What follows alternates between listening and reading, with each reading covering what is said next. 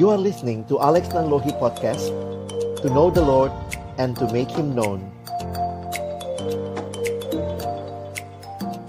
Orang-orang yang tidak layak menghampiri tahta kekudusan-Mu, tetapi anugerah-Mu sungguh luar biasa sempurna, membawa kami yang tidak layak ini boleh hadir di hadapan-Mu, bahkan melayani-Mu.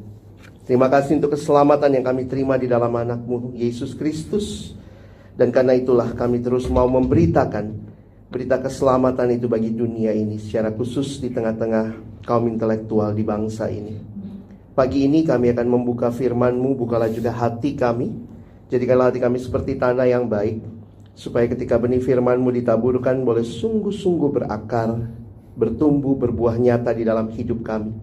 Setiap wawasan yang kami sama-sama pikirkan, renungkan, biarlah boleh menjadi insight bagi kami melakukan pelayanan bagi kemuliaan Tuhan. Di dalam nama Tuhan Yesus Kristus, Allah yang mengasihi kami, yang mempercayakan pelayanan ini, kami berdoa, bersyukur. Amin. Silakan duduk. Shalom, selamat pagi teman-teman sekalian. Iya, kalau Sehi sudah persiapan setahun sebelumnya ya. Saya persiapannya ketika dihubungi Bang Anton. Dan banyak hal sebenarnya yang saya dikonfirmasi, karena apa yang saya siapkan ternyata itu percikan-percikan yang juga saya kemarin makin diyakinkan waktu dengar Milhan sharing, dengar Bang Tony begitu ya.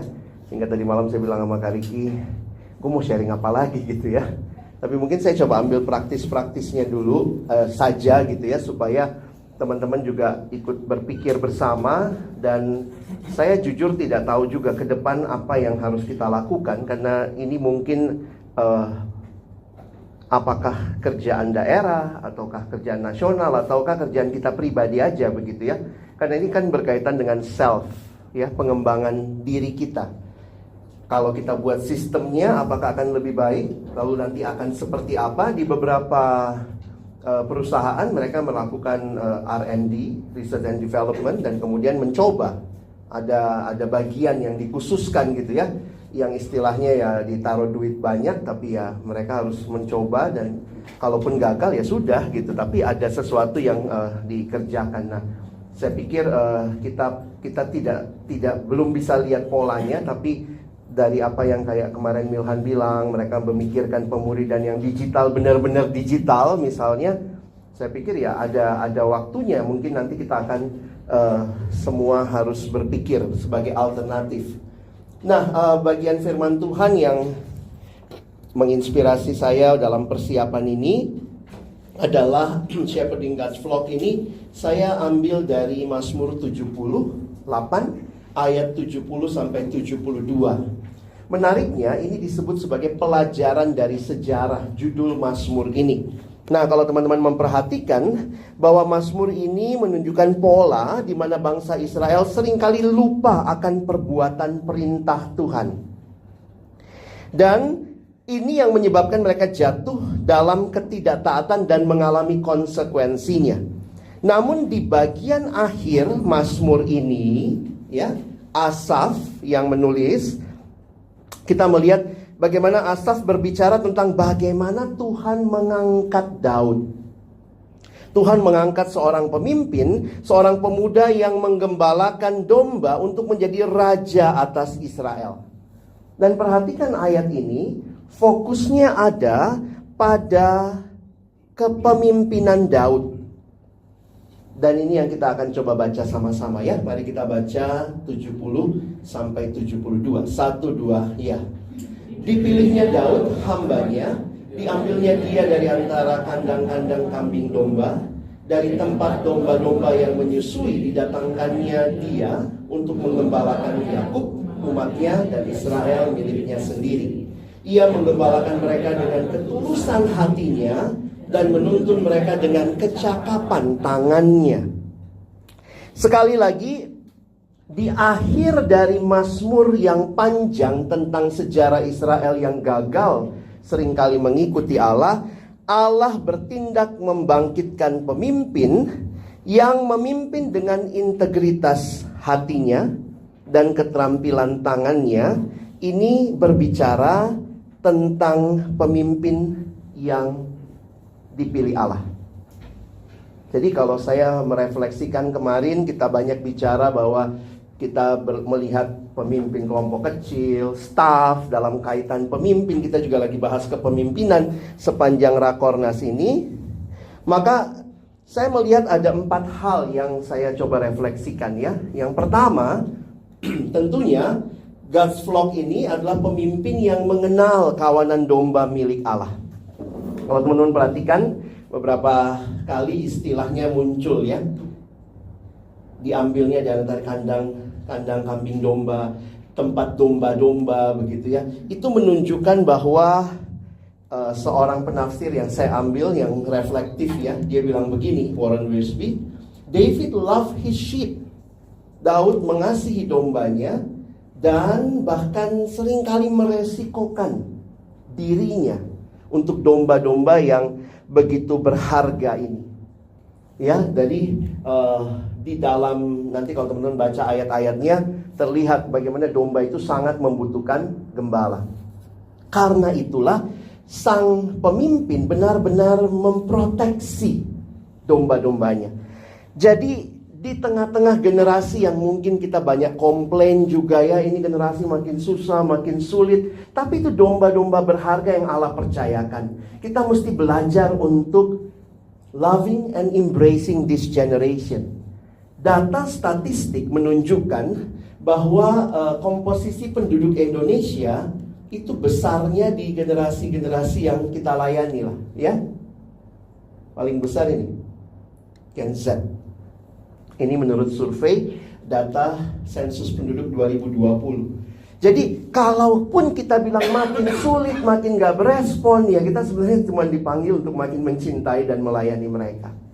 Kita perlu mengenal Daud diambil dari kandang domba, dari tempat di mana dia sudah biasa dan kenal orang yang dilayani. Makanya pertanyaan yang terus harus kita tanyakan, apakah pelayanan kita benar-benar mengenal yang dilayani? Apakah kita menggaruk di tempat yang benar-benar gatal? Kadang-kadang kalau garuk gitu ya, apalagi kalau di punggung gitu, kadang-kadang minta tolong istri ya, tolong garukin. Nah, dia garuk, bukan situ, kanan dikit, naik dikit, turun dikit gitu ya. Kadang-kadang digaruk di tempat yang gak gatal. Jangan-jangan pelayanan kita berjalan baik, tapi sebenarnya tidak menjawab kebutuhan mereka.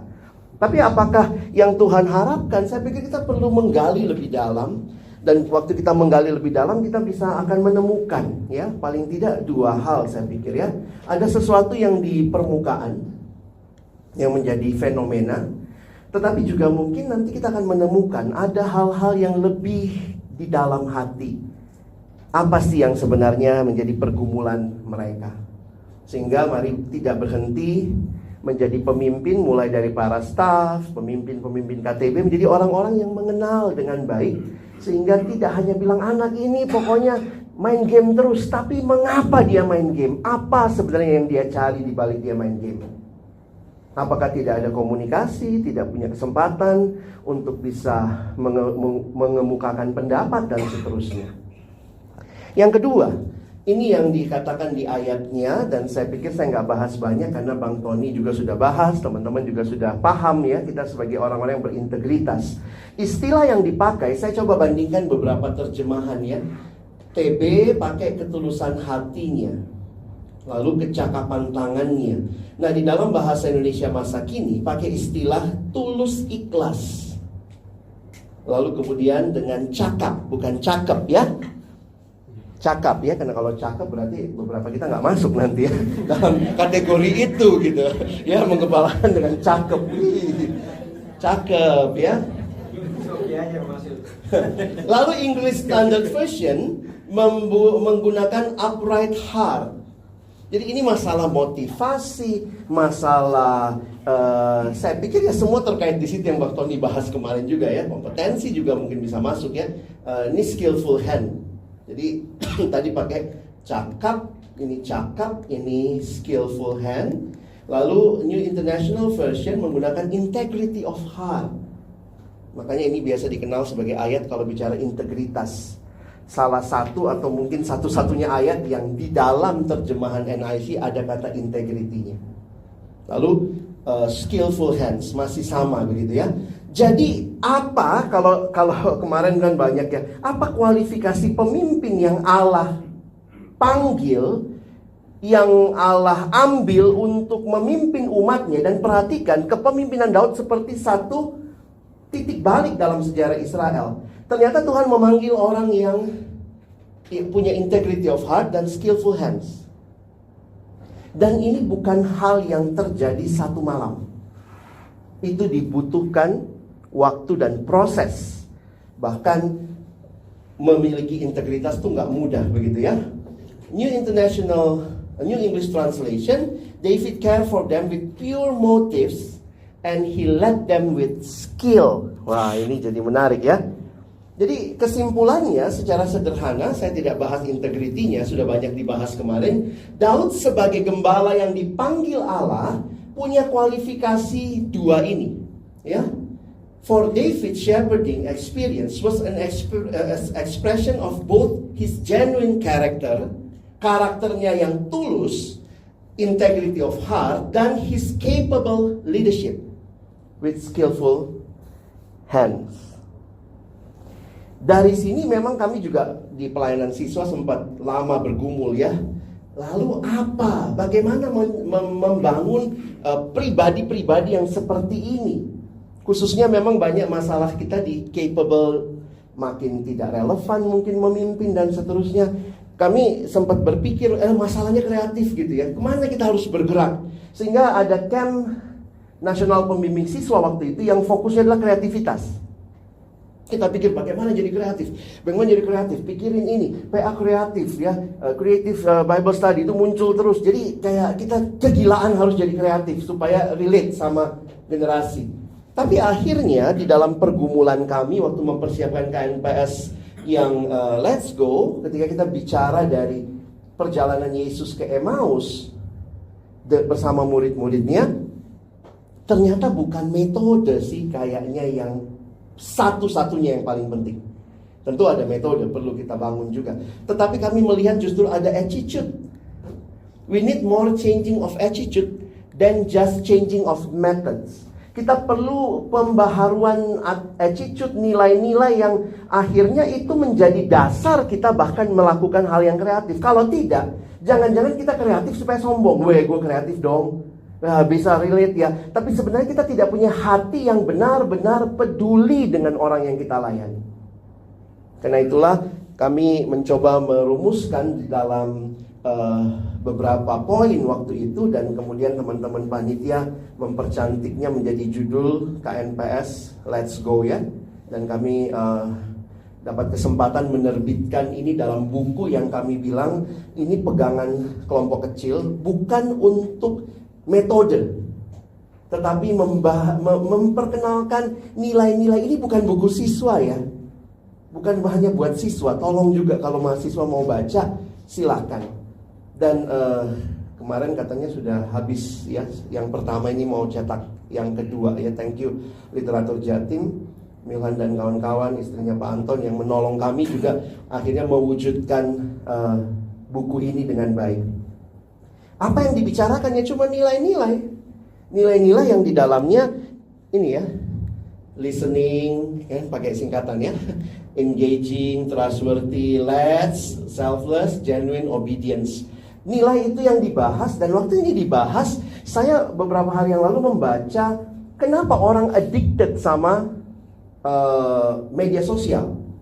Karena di media sosial waktu saya perhatikan sebenarnya nilai-nilai ini nih, dia dilibatkan, harga dirinya di affirm, makanya ada tombol like, ada tombol share, ada tombol dia berkolaborasi, bisa main sama temennya, bisa repost. Di situ juga bahkan ada ruang kesalahan. Sekarang WhatsApp aja bisa kita edit. Sorry salah ketik, lu jelek, maksud gue lu kurang cantik, maksudnya gitu ya.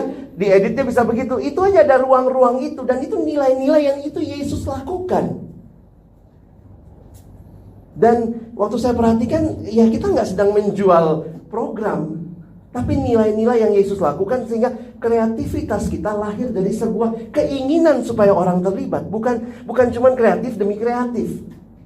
Sehingga saya pikir ya Tuhan kayak makin utuh ya, kayak progressive revelation gitu ya. Dulu kami gila sama kreativitas pelayanan siswa, sekarang sudah mulai melihat attitude menjadi penting. Sehingga itu yang kemudian mendasari kita untuk melakukan banyak hal. Silakan dibeli bukunya ya. Milhan mungkin bisa promosi gitu. Dan nanti ini karena beberapa gereja malah yang pesen ini.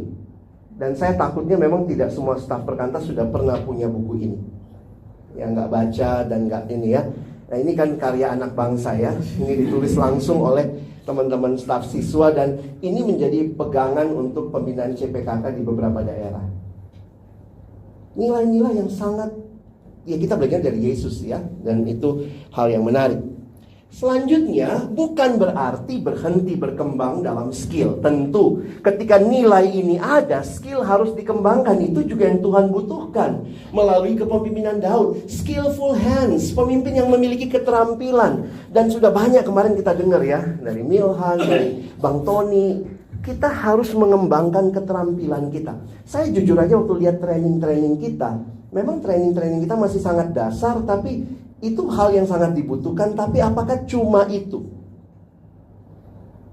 Sekarang yang lagi berkembang ada banyak staff pulang konseling itu ya, mental health gitu ya.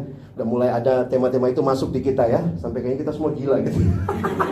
Kesannya gitu ya. Sorry Liz ya, kau kan kau gila gitu. Orang gila menuntun orang gila.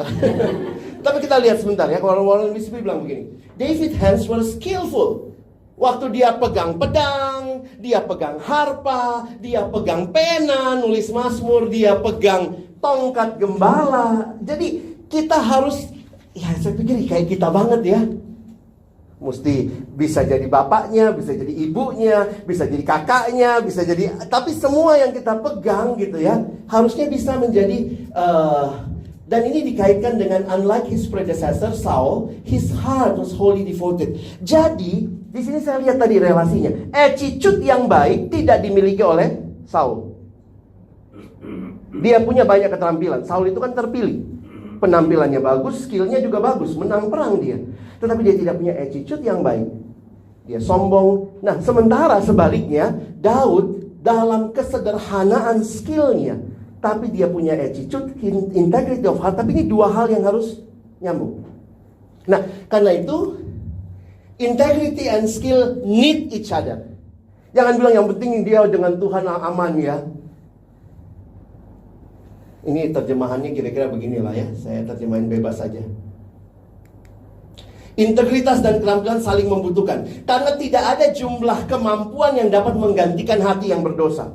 Kamu jago banyak banget, tapi kalau hatimu tidak beres, ya nggak ada gunanya. Tapi sementara tidak ada jumlah pengabdian, doa terus supaya skill bertambah. Nggak nambah juga, harus training, harus latihan. Jadi ini dua hal yang harus kita kembangkan dalam pelayanan kita. Kalau kemarin 4 hal, 5 hal, saya lihat Alkitab cuma 2 ya. Integrity and skill. Kalau yang saya siapin hari ini. Sehingga, nah saya coba-coba lihat apa sih life skill. Nah kemarin Milhan udah ngomong ya, ini misalnya ini sangat dibutuhkan sekarang, critical thinking. Nah kita nggak ada sesinya ya, di Perkataan nggak ada sesi gituan. Oh kalau orang baca Alkitab pasti dia makin kritis. Oh oke. Tapi jangan-jangan, karena saya lihat sistem pendidikan kita di Indonesia, adik-adik siswa itu di sekolah sudah belajarnya begitu. Sementara bahan kita bahan tahun 80-an, bahan tahun 90-an, tapi masih relevan kok, masih banyak yang suka, puji Tuhan. Tapi jangan-jangan nanti makin tidak menolong orang untuk melihat dan mencapai yang lebih baik lagi. Sekali lagi tidak ada yang salah. Toh kita juga masih ada 1000-an, 4000-an orang. Dan kemarin Pak Sekjen tidak hanya nunjukin kejatuhan angkanya, kita bilang kita bersyukur loh masih ada sekian ribu orang. Nah, ini skill. Nah teman-teman bisa cari ya dalam ini ya. Tapi saya coba lihat beberapa hal yang saya pikir perlu kita pikirkan dan tambahkan dalam ini, yang saya nggak tahu gimana caranya. Di kurikulum juga mungkin agak susah, karena kita kan kurikulumnya sudah dibuat beberapa tahun yang lalu. Yang kemarin disebut-sebut ya, ini Christian worldview. Gimana kita menolong adik-adik punya kacamata yang baik untuk bisa menilai banyak isu sekarang. Isu ini misalnya ya, lagu Boti ya, LGBT ya, LGBT misalnya. Bagaimana nanti misalnya melihat isu AI, bagaimana melihat isu. Jadi kita tuh tidak hanya berhenti membekali mereka dengan spiritual formation, tetapi menolong mereka bisa masuk, menilai dan juga mengambil sikap yang tepat. Karena di tengah-tengah lingkungannya makin beragam. Saya kemarin bimbing sebuah retret siswa. Waktu datang gurunya udah bilang, "Pak, ada 4 ateis Pak ya." Lah ilah. Dulu kalau saya datang retret dikasih tahu, "Pak, anak-anak kelas ini agak bandel Pak. Mereka ribut tapi sebenarnya mereka tetap perhatian gitu." Biasanya gitu ya. Ini kemarin langsung, "Pak, ada 4 ateis, 1 muslim Pak." Kalau Kristen soalnya. "Oh udah begitu ya." Terus saya bilang, "Dia ateisnya dia ngaku gitu." "Iya, di depan teman-temannya." "Dia ngerti tuh Bu." "Iya ngerti katanya." "Yang satu sih kayaknya agak kurang sih Pak." Coba, "Oh itu agnostik berarti Bu ya. Mau ada nggak ada bodo amat gitu." Tapi itu anak SMA Kristen dan sudah langsung bisa debate gurunya, "I'm ateis." Nah ini kadang-kadang saya pikir, ya kita arahnya nanti makin ke sana gitu ya. Lalu ini skill kedua yang saya pikirkan adalah bagaimana bicara facilitating. Menjadi fasilitator. Kenapa? Ini sudah pola pembelajaran di banyak sekolah sekarang. Tipe kita masih ngomong dari depan 2 jam, 1 jam, berapa lama gitu ya. Sementara facilitating menjadi satu ilmu yang berkembang. Dan ini sudah masuk ke banyak sekolah juga, masuk ke dalam banyak sistem, kantor-kantor. Dan sebenarnya ini kan bicara piramida belajar kita ya. Misalnya apa yang kita baca, apa yang kita dengar. Kita tuh paling ingat sebenarnya apa yang kita ajarkan ke orang lain. Atau waktu dia menemukan sendiri dari yang didiskusikan. Nah jadi pola ini, ya ini membuat kita mesti mikirin ya, facilitator skills. Aduh anak sekarang nggak mau ngomong. Jangan-jangan kita nggak pakai bahasa dia. Bukan nggak mau ngomong, kita nggak nyambung aja bahasanya. Waktu saya tanya apa kabar, diem semua. Begitu kasih gambar, mana emoticon yang menggambarkan kamu, semua ada tuh jawabannya. Berarti masalahnya bukan kita nggak bisa ngomong, dia nggak bisa ngomong, bahasanya beda. Nanti itu menemukan bahasanya itu. Dan Yesus sendiri tidak pakai cuma satu cara. Ya, kalau kita lihat bukunya Yesus, banyak hal dia pakai. Mengajak orang jalan-jalan begitu ya, kayak Bang Tony bilang, ya udah belajar bab 5 jalan-jalan aja. Dan ini salah satu skill yang juga perlu nantinya ya. Makin perlu lah skill bertanya. Dan a good question is the key to unlock the heart. Saya baru nggak tahu kalau Milhan ngalamin, kalau di UI teman-teman psikologi itu ada 1 semester khusus bikin kuesioner ya, untuk membuat pertanyaan. Logikanya begitu. Karena pertanyaan harus tepat misalnya. Nah ini kan pertanyaan kita kalau ketemu. Nah Yesus menanyakan 300 pertanyaan. Ini Yesus nih ya. Dari banyak pengajaran Yesus bukan keluar karena Yesus mau bikin seri pengajaran apa. Tidak, keluar dari orang bertanya, dia menjawab. Nah pertanyaan kan ada itu tertutup, terbuka, retoris. Ini kan pembagian lama ya. Saya sampai koleksi tuh ya, beli buku-buku yang ini buku-buku pelayanan remaja terbitan Sondervan, adalah bagaimana bertanya. 450 pertanyaan ya. Bagaimana kita membuat, jadi asumsinya Bapak ini nih, Les Christie, dia punya asumsi remaja tuh bisa ngomong. Mungkin kita yang perlu bisa nanya. Nah dia bikinlah bagaimana 450 unfinished sentence, 450 what if gitu ya. Dia kasih ide buat kita ya. Ini lagi, dia ada 6 buku kalau nggak salah ya. Nah kami kemarin di siswa belajar ini ya, High Order Thinking Skill, HOTS. Nah ini beberapa slide. Kenapa? Karena soal-soal sekarang di sekolah sudah mulai ke High Order Thinking Skill. Ini kan kalau sekedar ingat, mengerti, mengaplikasikan, ini Low Order Thinking Skill. Yang High Order itu sudah sampai menolong orang mencipta, ya, create, evaluate. Nah Contohnya misalnya ya, high order thinking skill jenis soal yang dirancang untuk mengukur kemampuan siswa berpikir tingkat tinggi, untuk bisa berpikir kritis, analitis, sintesis, evaluatif, dan juga kreatif. Nah, kalau pertanyaan-pertanyaan PA kita, saya nggak kepikir kita ubah ini ya, ubah bahan PA. Tapi mungkin kita perlu berpikir lebih jauh tentang bahan-bahan kita dengan pertanyaan yang lebih jauh lagi begitu. Misalnya ini contoh aja ya. Yesus berjalan di atas air. Kalau pertanyaan kita cuma sifatnya evaluatif, ini yang paling bawah ya, mengingat ya, remember ya. Ini pertanyaannya nih, contohnya. Kapan Yesus berjalan di atas air? Nah, kadang-kadang kan pertanyaan cuma itu ya. Tapi kalau dia maju sedikit, understanding, apa yang dimaksud dengan cerita Yesus berjalan di atas air? Kalau naik lagi sedikit, applying, bagaimana kamu akan merespon jika kamu adalah salah satu murid yang melihat Yesus berjalan di atas air? Kalau nanti masuk lagi ke analyzing, mengapa Yesus memilih berjalan di atas air dan bukan cara lain untuk menunjukkan ini kuasanya harusnya ya? Nah, kalau dia masuk ke evaluating, apa pendapatmu tentang reaksi murid-murid saat melihat Yesus berjalan di atas air?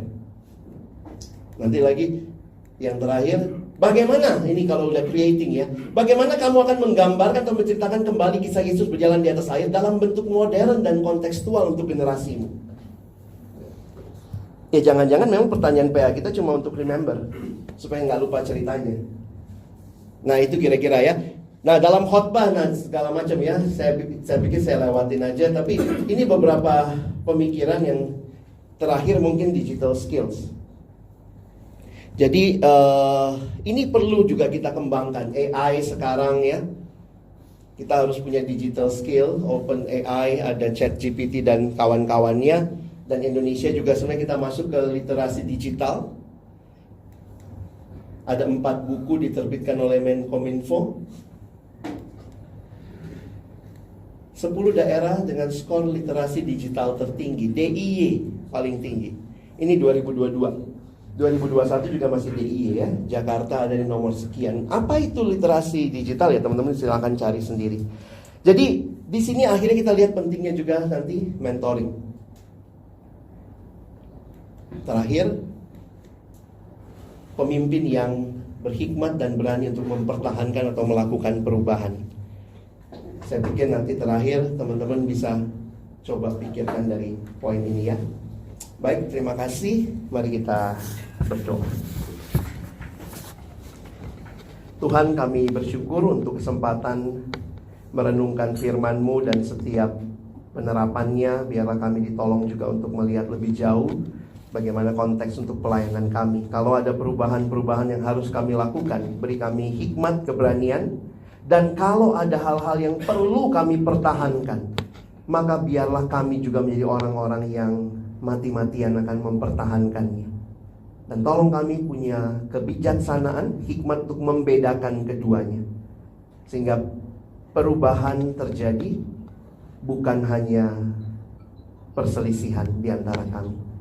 Kami bersyukur menyerahkan waktu ke depan sepanjang hari ini dalam diskusi kami untuk topik yang kedua. Dalam nama Yesus kami bersyukur berdoa. Amin. Selamat. Mau lagi?